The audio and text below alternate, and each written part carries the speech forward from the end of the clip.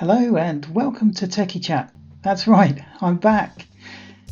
Apologies, it's been so long since I last uploaded to the channel, and there are several reasons for that really. I've moved house, changed job, and I had a hospital visit that ended up in an operation and subsequent recovery, and it's all good now.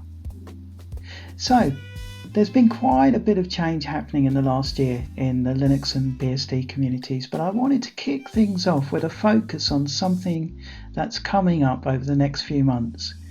And it's both terrible for e-waste and the planet in general, but also an opportunity for Linux and BSDs, as well as other free operating systems out there. Let's not forget you, Haiku. Of course, I'm talking about the upcoming demise of Windows 10 support, but not just Microsoft Windows 10, but also taking into consideration Apple's new OS release that will likely be the last supported release for their x86 devices. The corporate world is shifting much of their older kit out in massive quantities. And what we're starting to see as we approach the September Apple OS release and the October Windows 10 end of support is companies getting rid of their older x86 devices. Not just great laptops that work perfectly well in 2025, but also great desktops as well. Like this post here, it's just so tragic that the employees of that company weren't allowed to take those laptops, even without the hard drives in them. The majority of those devices probably would have made awesome home computers, yet they're heading for the dump. Granted, some might get recycled, but most are going to end up in a landfill, and to me that's a bit tragic.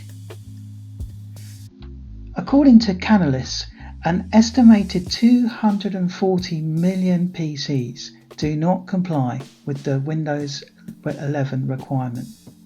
This doesn't take into account, admittedly less, but still probably into the millions, x86 Macs that are no longer going to be supported when Sokoa gets released in September. It's almost a perfect storm of e-waste coming. Now, there are plenty of Windows 10 users and Mac users who are going to stick with their old OS and their devices and simply hope for the best. They feel like, why should they do anything? Their device is plenty fast enough for their needs. They just got to hope that they aren't going to get hacked or compromised somehow. And here's the problem, particularly for Windows 10 users. From October onwards, they will be a massive target. If Microsoft were guardians, then they would have pretty much left the building. The door isn't quite left wide open since Microsoft's Defender will still get updates for a time. But the OS itself, now that's a big problem. On top of that, how long are Microsoft's most popular apps like Game Pass going to be supported in Windows 10? Microsoft seems to be quite coy when sharing any details about that. How long after October will it be before you try launching your favourite game in Game Pass and find that it doesn't work anymore because you need an Xbox update? Actually, I'm facing this exact problem on my own gaming PC, and I'm going to be addressing that in an upcoming video. Now, of course, the wheels of progress are always turning. At some stage, things are going to stop working. Let's take, for example, cars. They used to run on leaded petrol, and that was terrible for the environment. And when that leaded petrol was no longer available, and effectively those cars could no longer run. Now that was a great thing for the planet, but bad thing for those cars. However, there was a way out, a way forward. Some cars got converted to unleaded so that they could keep going. And with that analogy out the way, this is of course where the good news comes in. For people who are worried about finding the money to buy a new device, simply because their old perfectly good device is suddenly made obsolete, there is an alternative. Instead of millions of computers ending up in landfill, polluting our planet for no good reason, there is a better way. Step up open source. Think Linux. Think FreeBSD or OpenBSD. I'm recording and putting this video together in FreeBSD using Kdenlive and Audacity on my now, I guess, legendary ThinkPad W520, which is one of the best ThinkPad laptops ever made. This laptop was built in 2011, and at the time of this recording it's now 14 years old. Yet the OS is still secure, it has the latest updates, the apps are still up to date, and it feels like a modern OS running on superior classic hardware.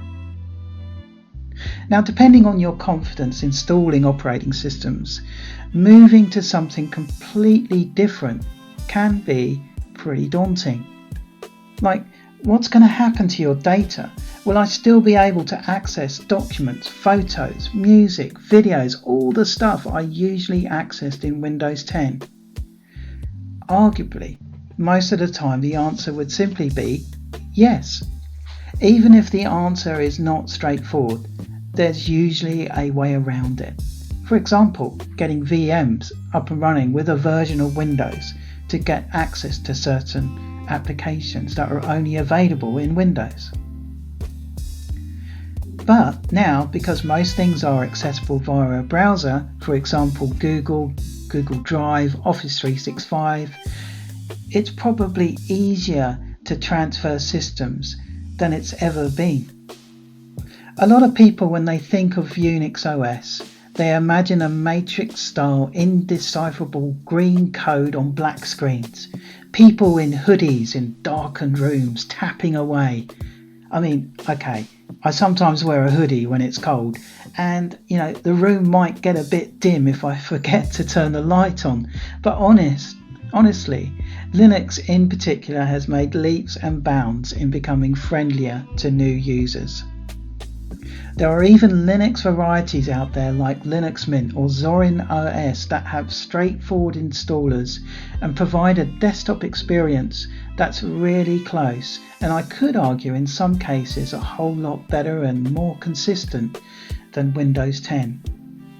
There are even now free gaming Linux operating systems.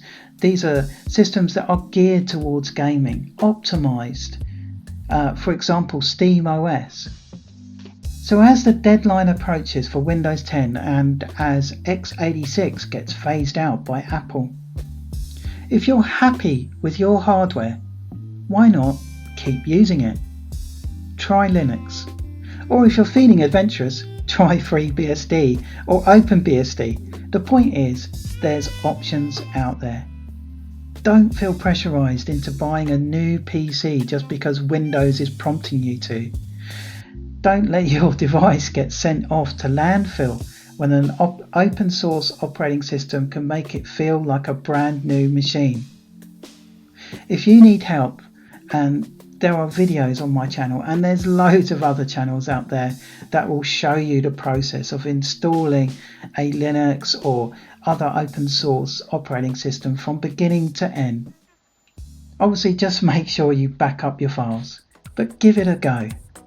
Thanks for watching Techiechap, and I look forward to seeing you next time.